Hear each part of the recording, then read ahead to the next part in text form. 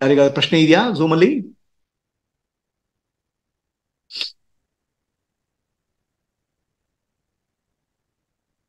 ಏನ್ರಿ ಪೂರ್ಣಿಮಾ? ಹರಿ ಓಂ ಶ್ವೇತಾ? ಪ್ರಭುಜಿ. ಹರಿ ಓಂ. ಏನ್ ಪ್ರಶ್ನೆ ಇದೆಯಾ? ಇಂಗ್ಲಿಷ್ ಅಲ್ಲಿ ಒಂದ್ ಹೇಳಿದ್ರಿ ಅನ್ಸತ್ತೆ, ನಾವೆಲ್ಲ ಅಂಶ ignorance, due to ignorance we are all. ಅಲ್ಲಿ ಅದನ್ನ ಪ್ರಶ್ನೆ ಕೇಳಿದೆ ಯಾರೋ. Yeah, can you switch on the recording? So ಎಲ್ಲವೂ ಭಗವಂತನ ಅಂಶವೇ. ಸೊ ಶ್ರೀಕೃಷ್ಣ ಭಗವದ್ಗೀತೆ ಹೇಳ್ತಾರೆ, ಮಮಾಯಿ ವಾಂಶ ಸಂಭೂತ ಜೀವಭೂತ ಸನಾತನ. ನಾವೆಲ್ಲ ಭಗವಂತನ ಅಂಶಗಳೇ. ಆದರೆ ನಮಗೆ ಅಜ್ಞಾನ ಇದೆ, ಅವತಾರದಲ್ಲಿ ಅಜ್ಞಾನ ಇಲ್ಲ. ಜೀವದಲ್ಲಿ ಜೀವನಿಗೆ ಕರ್ಮ ಶರೀರ ಇದೆ, ಶರೀರ ಕರ್ಮದಿಂದ ಆಗಿದೆ, ಅಜ್ಞಾನ ಇದೆ. ಯಾವಾಗ ಅಜ್ಞಾನ ಕಳೆದುಕೊಂಡು ಜೀವ ಮತ್ತು ಪರಮಾತ್ಮ ಏಕತ್ವವನ್ನು ಕಂಡುಕೊಂಡಾಗ ಅಂಶ ಇದು ಹೋಗ್ಬಿಟ್ಟು ಭಗವಂತನಲ್ಲಿ ಒಂದಾಗ್ಬಿಡ್ತಾರೆ.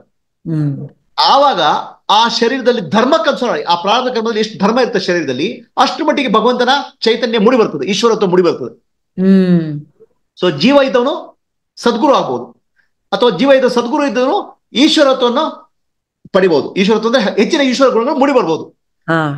ಯಾವುದೇ ಪ್ರಮಾಣದ ಮೇಲೆ? ಆ ಶರೀರ ಮನಸ್ಸು ಬುದ್ಧಿಯಲ್ಲಿ ಎಷ್ಟು ಧರ್ಮಕಾಯ ಇದೆ ಅಥವಾ ಎಷ್ಟು ಕರ್ಮಕಾಯ ಇದೆ ಅದ್ರ ಮೇಲೆ. ಅವತಾರದಲ್ಲಿ ಏನಾಗುತ್ತೆ, ಆ ಚೈತನ್ಯ ಮೂಡಿ ಬರ್ತದೆ. ಜೀವನದಲ್ಲಿ ಅಜ್ಞಾನ ಇದೆ, ಜೀವ ಎಲ್ಲಿವರೆಗೆ ಭಗವಂತನಿಗೆ ಲೀನ ಆಗಿರುವುದಿಲ್ಲ, ಅದಕ್ಕೋಸ್ಕರ ಜೀವ ಅಜ್ಞಾನದಲ್ಲಿದ್ದಾನೆ. ಲೀನ ಆದಾಗ ಭಗವಂತನ ಆವೇಶ ಅವತಾರ ಅಥವಾ ಭಗವಂತನ ಚೈತನ್ಯ ಹೆಚ್ಚು ಹೆಚ್ಚು ಪ್ರಮಾಣದಲ್ಲಿ ಮೂಡಿ ಬರ್ಬೋದು ಅವತಾರ. Yes Prabhuji, thank you Prabhuji. ಈಗ ಏನಾಗುತ್ತಂದ್ರೆ, ಒಂದು ಕಲ್ಲಿನಲ್ಲಿ ಪ್ರತಿಫಲನ ಆಗುತ್ತೆ ಸೂರ್ಯಂದು, ಅದ್ರ ಸೂರ್ಯ ಅಂತ ಗೊತ್ತಾಗಲ್ಲ, ಕನ್ನಡಿಯಲ್ಲಿ ಪ್ರತಿಫಲನ ಆಗ್ತದೆ.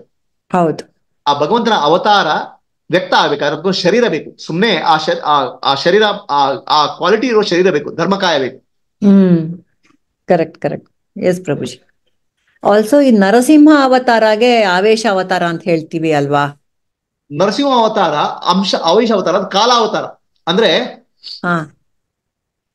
ನರಸಿಂಹ ಅವತಾರ ಆವೇಶ ಅವತಾರ, ಅದು ಕಾಲ ಅವತಾರ ಅಂತ. ಆ ಒಂದು ಕಾಲಕ್ಕೆ ನರಸಿಂಹ ಪ್ರಾರ್ಥನೆ ಮಾಡಿದಾಗ ಭಕ್ತ ಅನುಗ್ರಹಕ್ಕೋಸ್ಕರ ಬಂದದ್ದು, ಭಕ್ತನಿಗೆ ಅನುಗ್ರಹ ಮಾಡ್ಲಿಕ್ಕೋಸ್ಕರ ದುಷ್ಟ ನಾಶ, ಧರ್ಮ ಅಧರ್ಮ, ದುಷ್ಟ ನಾಶ ಕಡೆಗೆ ಭಕ್ತನ ಪ್ರಾರ್ಥನೆ, ಎರಡು ಕಾರ್ಯ. ಮತ್ತು ಅಲ್ಲಿ ಕೇವಲ ಕಾಲ ಒಂದಿನ 2 ದಿವಸದ ಮಟ್ಟಿಗೆ ಮಾತ್ರ ಅದು ಬಂದದ್ದು. Limited edition. ಲಿಮಿಟೆಡ್ ಎಡಿಷನ್, ಒಂದು ಕಾಲ 2 days, 1 ದಿವಸ 3 ದಿವಸ ಆಗಿರುತ್ತೆ ಅಷ್ಟೇ. ಅಂಥ ಅವತಾರ ನಮ್ಮ ಜೀವನದಲ್ಲಿ ಆಗ್ಬೋದು ಭಗವಂತಂದು.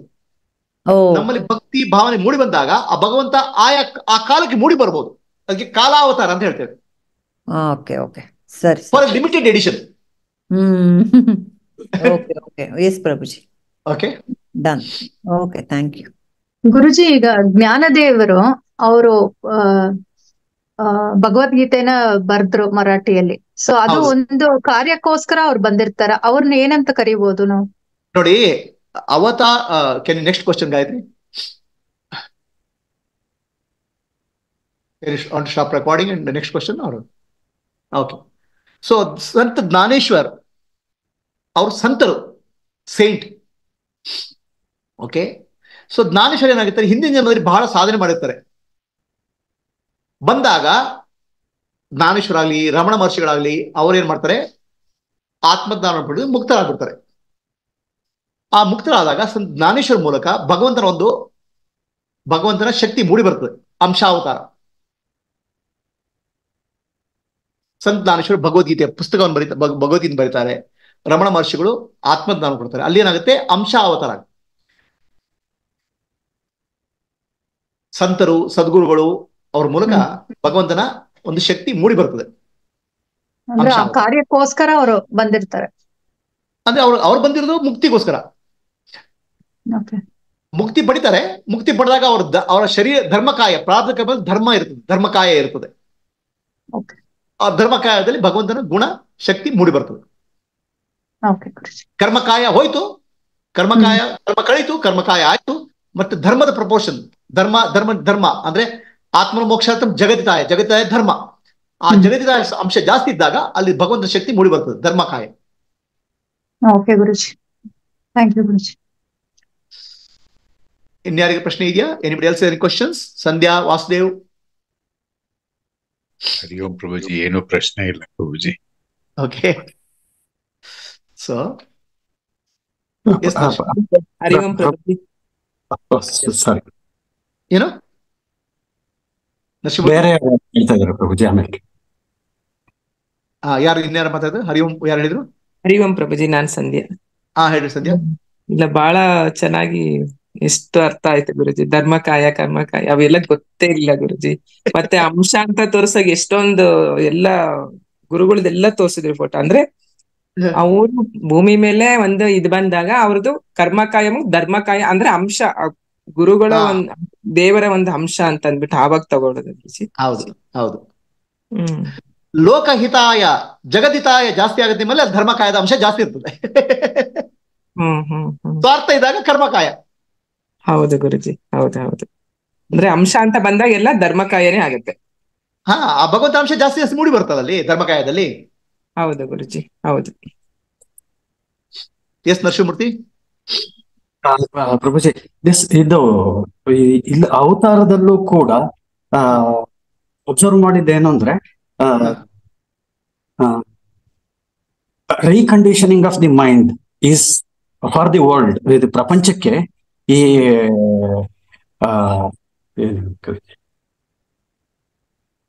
ಪ್ರಪಂಚಕ್ಕೆ ಅವತಾರ ಇಲ್ದೇನೆ ಡೈರೆಕ್ಟ್ ಆಗಿ ಮಾಡಕ್ಕೂ ಪಾಸಿಬಿಲಿಟಿ ಇತ್ತು. ಬಟ್ ಇಲ್ಲ, ಆಗಲ್ಲ ಆಗಲ್ಲ. ನಾರ್ಮಲ್ ಪ್ರೋಸೆಸ್ ಅಲ್ಲೇ ಇಲ್ಲಿ ಪ್ರಪಂಚಕ್ಕೆ ತಿಳಿಸ್ಕೊಡಲಾಗ್ತಾ ಇದೆ ಅವತಾರದಿಂದ. ದಟ್ ಈಸ್ ಈಗ ನಾವೇನ್ what is that we are undergoing is reconditioning of our mind. This reconditioning is happening by looking into Bhagavan Ramana Maharshi, ನೀವು ಮತ್ತೆ ಇತರ ಗುರುಗಳು ನೋಡಿ. ಹೌದು. So this is the normal process for ನಮಗೆ. ಹೌದು, ದಟ್ಸ್ ಹೌ ದಿ ಅದು ನ್ಯಾಚುರಲ್ ಪ್ರೊಸೆಸ್ ಆಫ್ ಎವಲ್ಯೂಷನ್.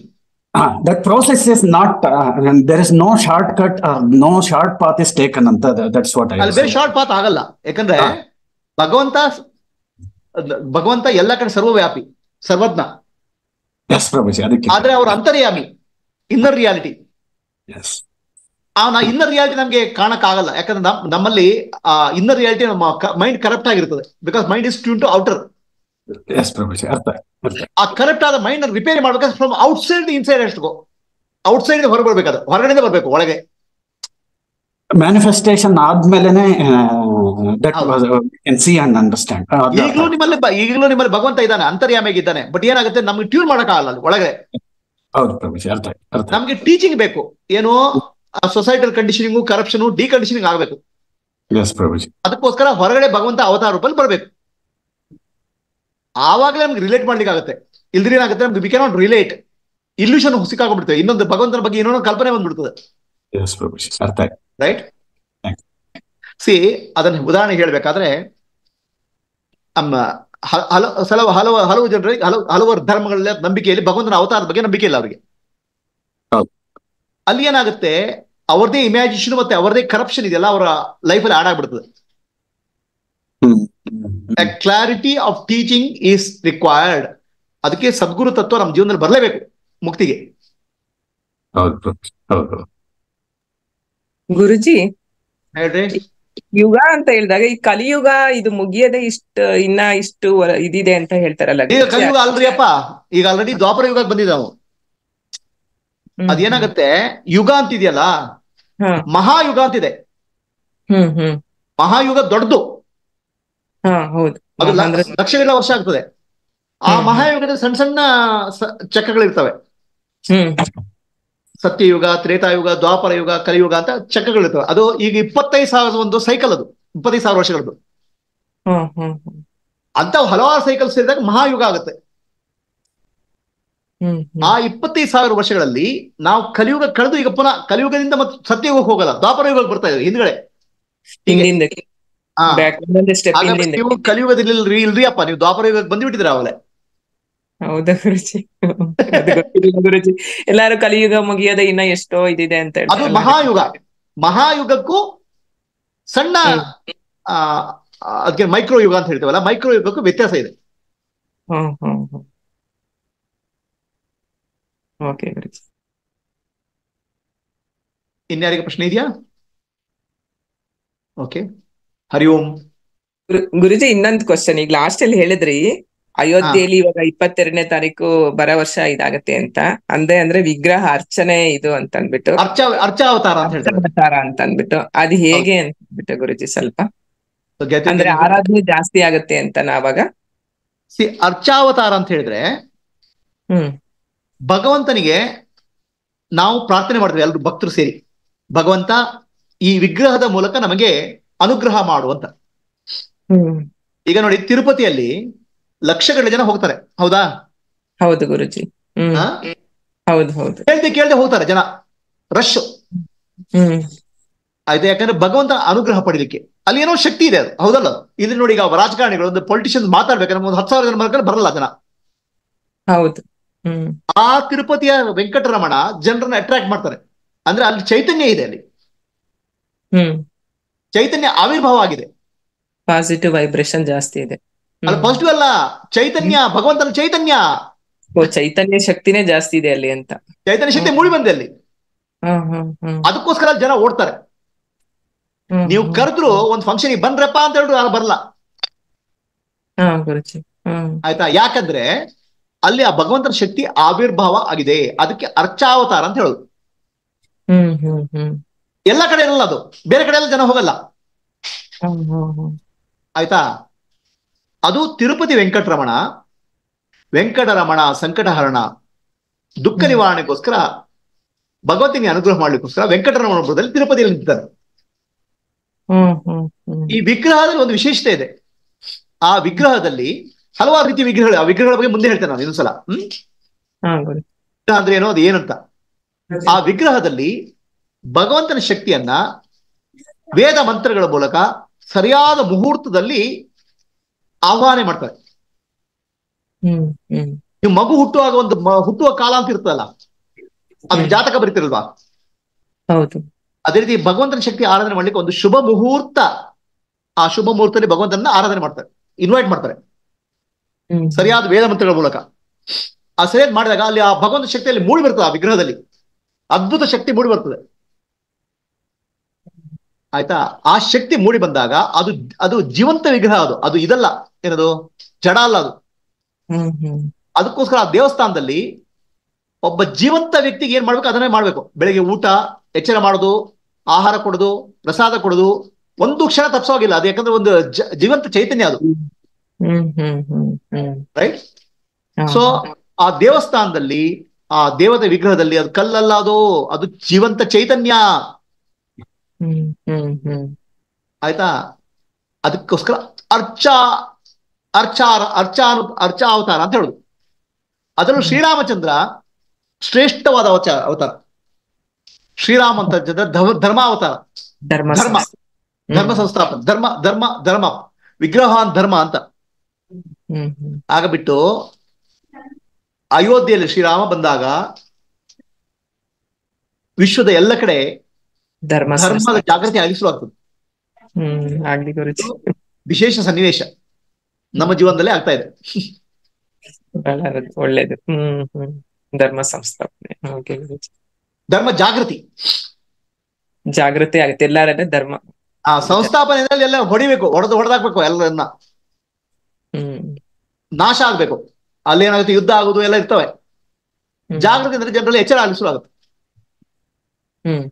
ಹಾಗಾಗ್ಬಿಟ್ಟು 22ನೇ ಜನವರಿ 2024 ಒಂದು ವಿಶೇಷ ದಿನ, ಭಗವಂತನ ಅರ್ಚಾವತಾರ. ಅದು ಒಂದು ಆ ಮುಹೂರ್ತವನ್ನು ಫಿಕ್ಸ್ ಮಾಡಿರ್ತಾರೆ ಕರೆಕ್ಟ್ ಆಗಿ.